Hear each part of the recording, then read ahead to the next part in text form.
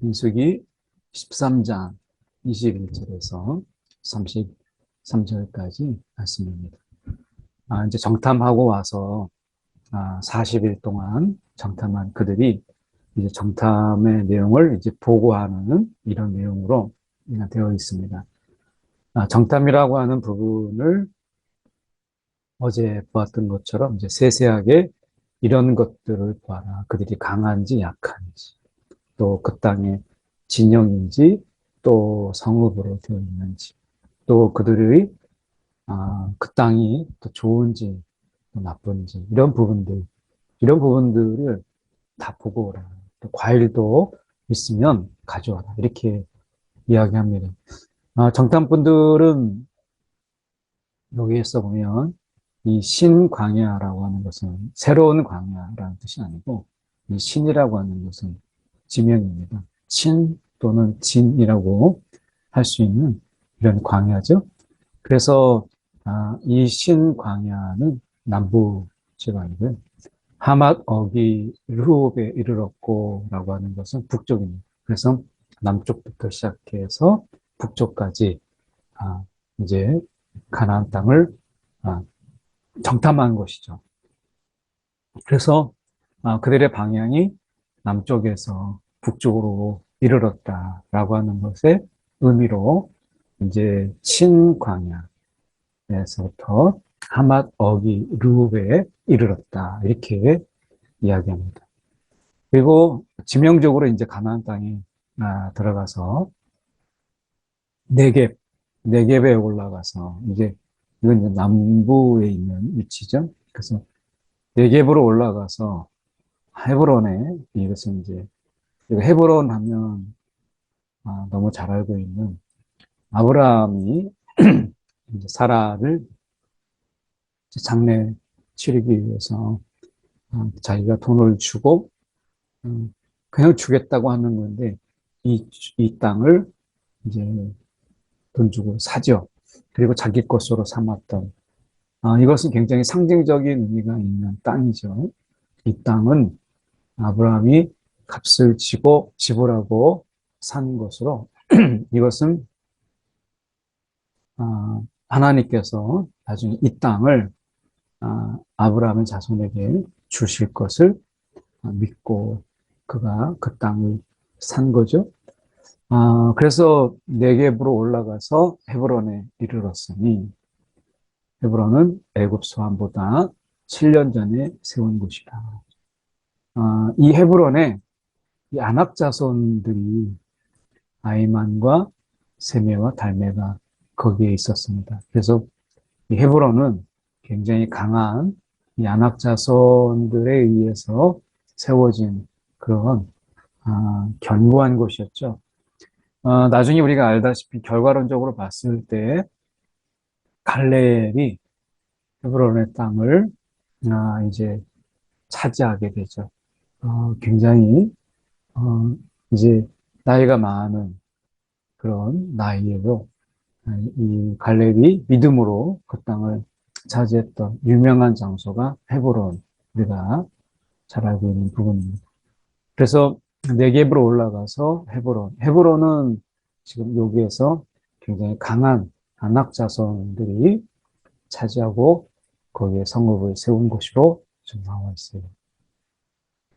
또 에스골 골짜기, 에스골이라고 하는 부분은 이제 포도라고 하는 의미, 포도송이 이런 의미가 있기 때문에 에스골 골짜기라고 하는 것은 포도를 베었으므로 그들이 이름을 붙인 곳이죠. 그래서 이 포도 골짜기다 이렇게 이야기하고 있는 어쩌면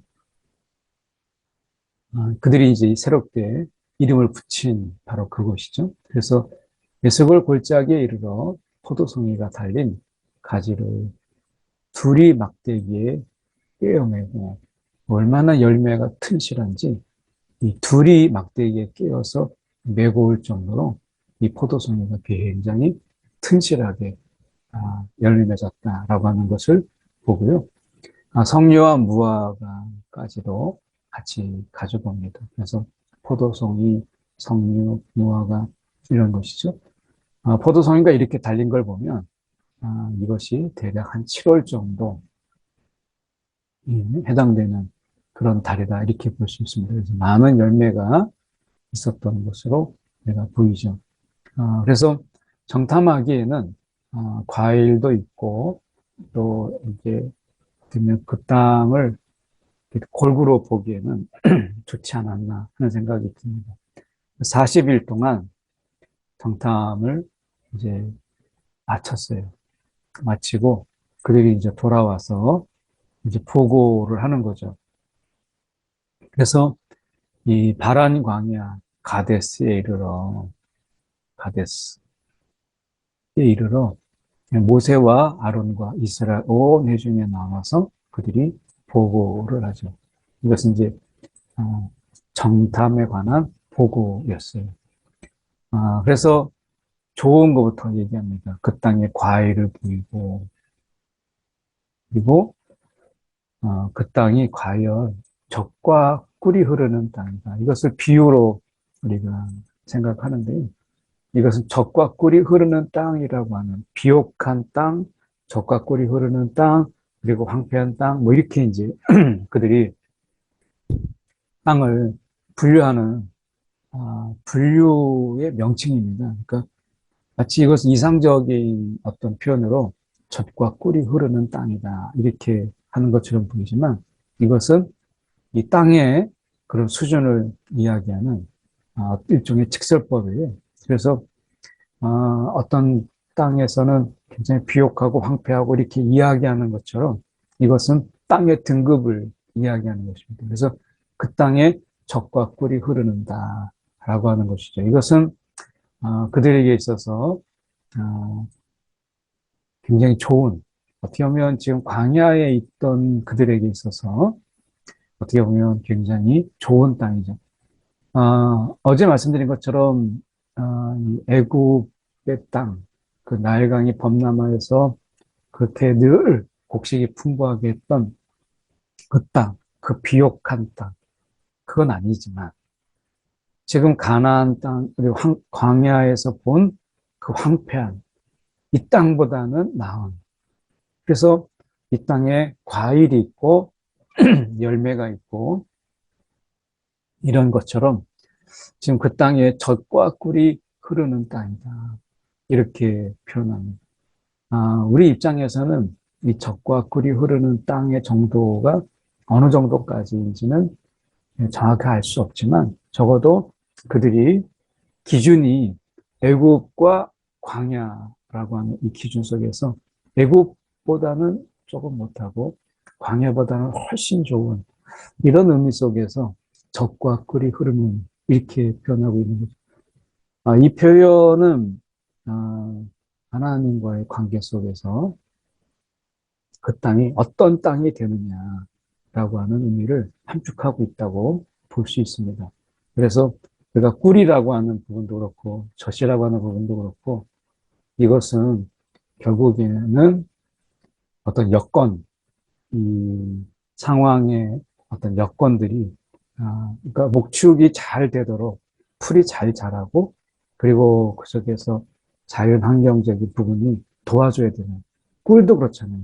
지금 농가에서 양봉하는 농가에서 벌들이 많이 죽어간다고 해서 갑자기 이상 기온으로 인해서 벌들이 정말 많은 벌들이 죽었다는 거예요. 그래서 그 이상 기온들과 그리고 벌을 해치는 그런 질병들이 있어서 그 벌들이 많이 죽어서 양봉하는 업자들이 굉장히 어려움이 있다고 이야기하는 걸 들었어요. 마찬가지로 젖과 꿀이라고 하는 것은 그 자체가 아, 그런 땅, 이제 좋은 땅이죠. 그렇지만 그 땅은 결국 하나님의 관계 속에서 젖이 꿀이 흘러 넘치게 할 수 있느냐 아니면 하나님의 관계에 따라서 젖이 마르고 꿀이 없는 땅이 될 수도 있는 거죠. 그런 의미에서 하나님은 이 땅으로 인도하신 것이다 라고 하는 의미로 볼 수 있어요. 그런데 정탐의 보고는 그런 내용은 아니죠. 그들이 볼 때 젖과 꿀이 흐르고 그리고 그 땅의 과일이다라고 그들이 본대로 이야기한 거예요.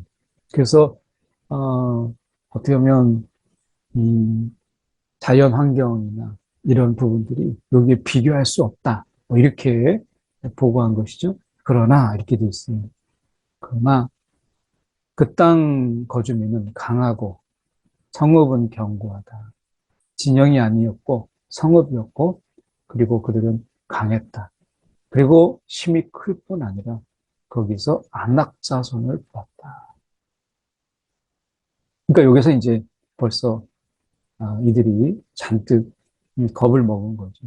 강하고 견고하고 이렇게 돼 있습니다.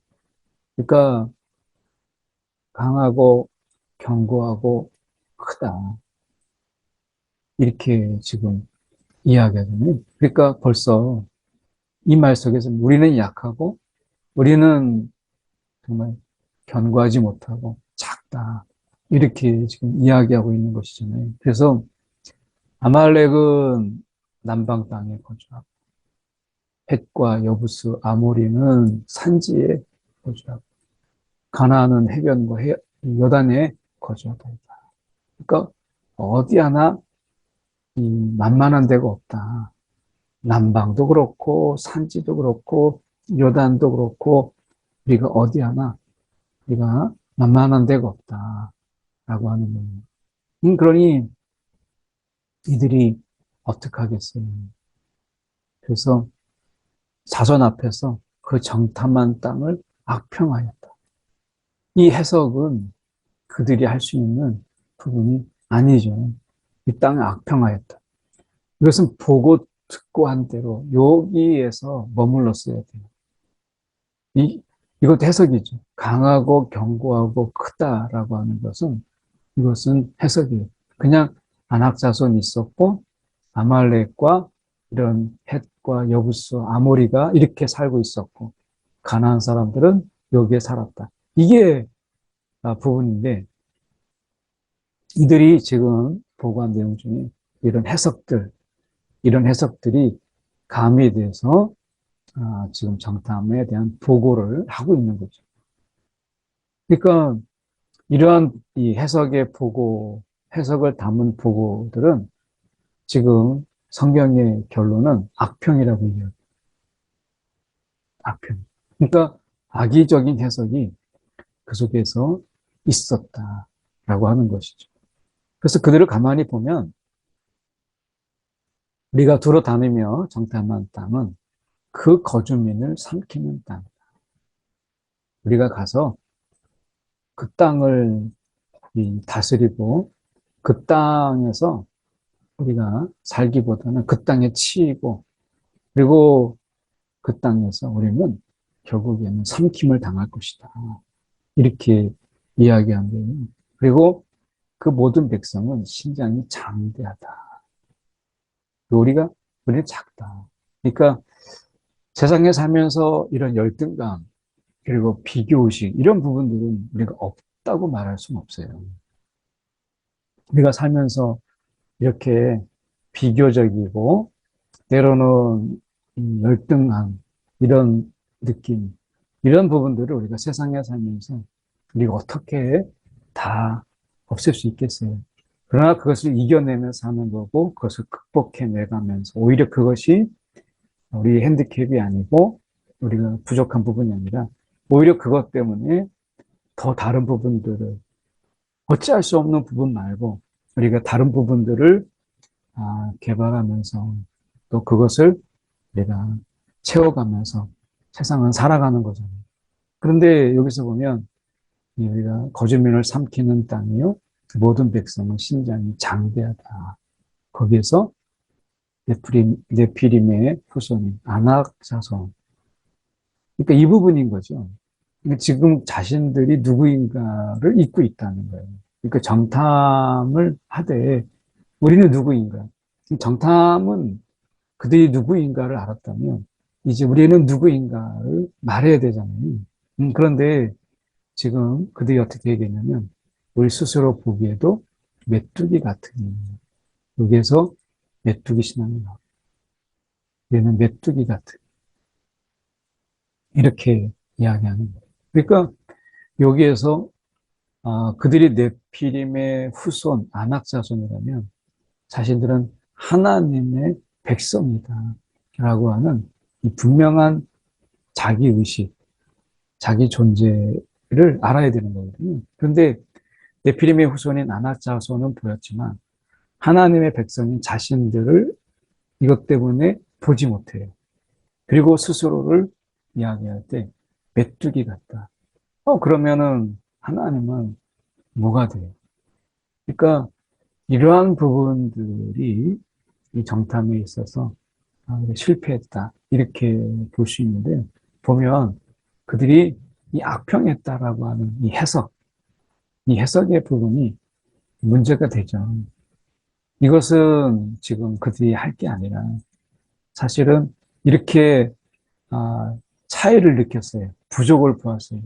그러면 악평할 것이 아니라 이것이 기도가 돼야 되고, 그리고 이것이 결국 하나님이 채워주시기를 바라고, 결국에는 하나님께서 약속하셨다면 이 부족한 부분을 하나님께서 채우시고 넘치게 하셔서 그들을 이기게 하시겠다라고 하는 부분이잖아요. 그런데 이 악평이 기도를 가렸어요.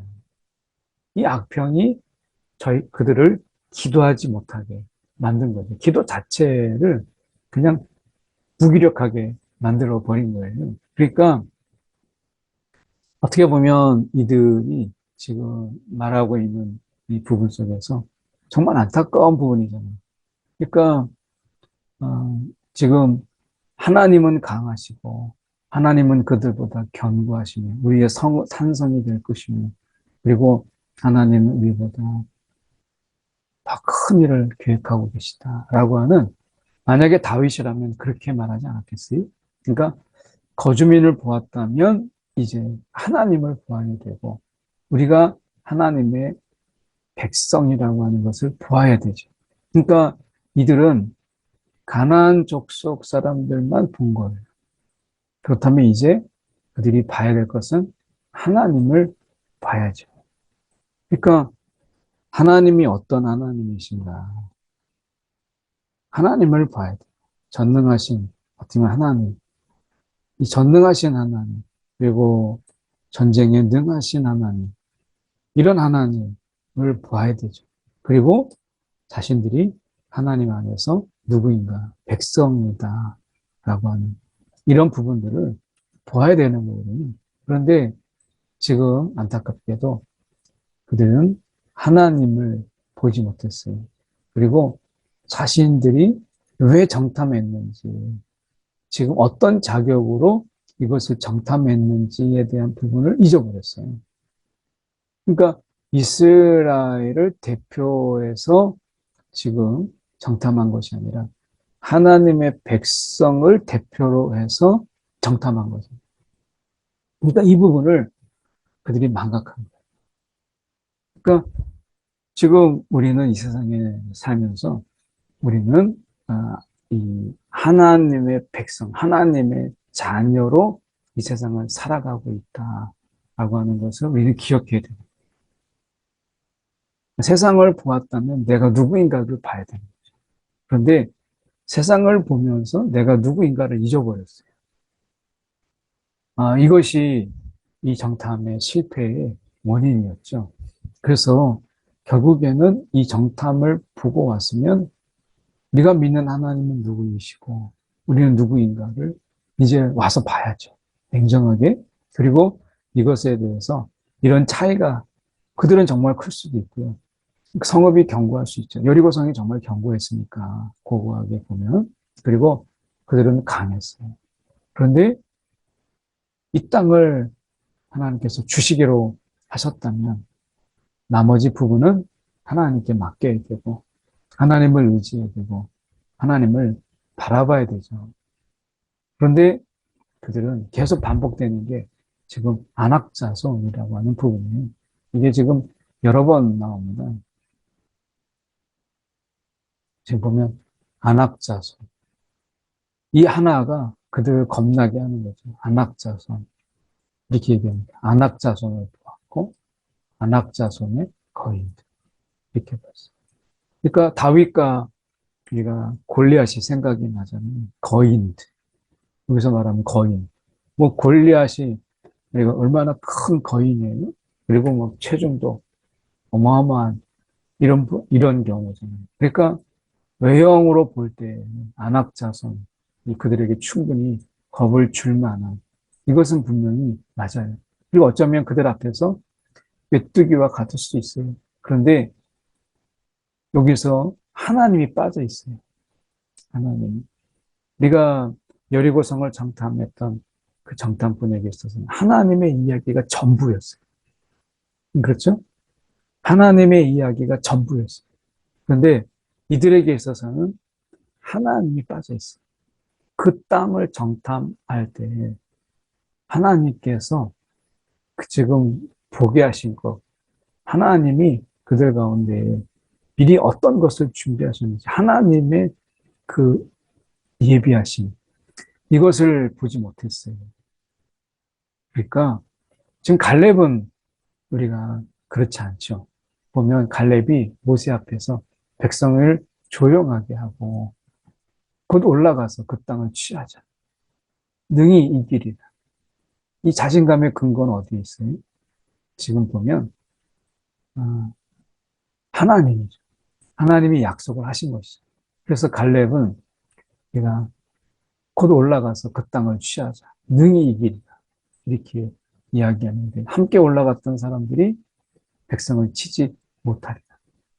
우리보다 강하다. 우리보다 강하지만 하나님보다 강하지 않잖아요.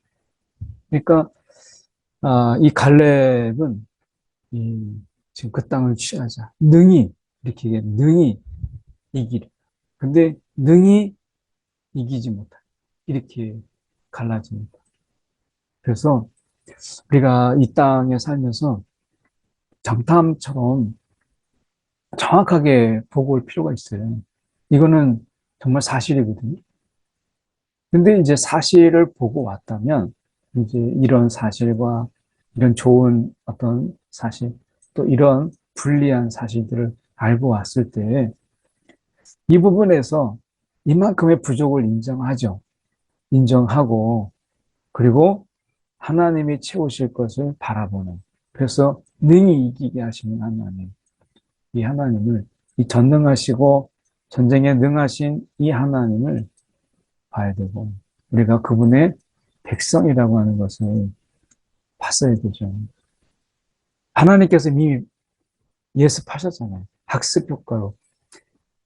그 애굽의 그 친위 부대를 하나님께서 어떻게 홍해 바다에 수장시켰는가라고 하는 것을 이미 보았잖아요. 그런데 그들이 이 앞에서, 안악자손 앞에서 모든 걸 다 잊어버렸어요. 오늘 우리가 우리를 두렵게 하고 우리를 참으로 초라하게 만드는 그 앞에서 우리가 오히려 하나님을 더 기억하고 하나님께서 행하셨던 일들을 우리가 바라봐야 되는데 그들이 하나님께서 홍해바다 속에서 역사하셨던 것을 쉽게 잊어버려요. 오늘 우리가 무엇을 잊어버리고 사는가? 우리가 정신없이 살고 바쁘게 살고 세상에 살아가는 게 쉽지 않지만 우리는 무엇을 잊어버리고 살고 있는가? 내가 무엇을 잊고 살고 있는가? 돌아보는 이 아침이 되었으면 좋겠습니다. 한 1분 정도 우리가 함께 기도하며 또 하나님을 기억하고 하나님을 찾게 하여 주옵소서. 함께 기도하겠습니다. 사랑이 많으신 하나님 아버지, 오늘도 세상의 분주함과 또 세상에 우리가 많이 복잡한 가운데 우리가 문제를 보고 세상을 보고 그러는 가운데 우리는 때로는 주눅들고 또는 두려워하고 또 겁을 내며 우리가 한 발짝도 나가지 못하고 그렇게 하나님 멈칫멈칫할 때가 참 많습니다. 하나님 오늘 말씀처럼 하나님을 기억하고 하나님의 능력을 바라보고 그분의 자녀임을 우리가 기억하는 하나님 세상에 대해서 담대하게 용기 내어 살아가도록 주님 믿음으로 나아가는 믿음의 용기를 주시옵소서. 사랑이 많으신 하나님 아버지, 오늘도 우리가 세상을 보고 문제를 보고 또한 우리가 닥친 어려움을 보면서 우리가 얼마나 보잘것없는 힘이 없는 그런 연약한 자인가를 우리가 깨닫게 되는 경우가 많습니다. 그러나 우리를 불러주시고 우리와 함께 하신 하나님, 그리고 친히 우리를 세우셔서 용사 삼으시고 친히 우리를 부르셔서 하나님과 함께 능히 승리케 하시는 하나님을 우리가 기억하며 오늘도 힘을 내어 용기 내어 우리가 살아가도록 인도하여 주시옵소서.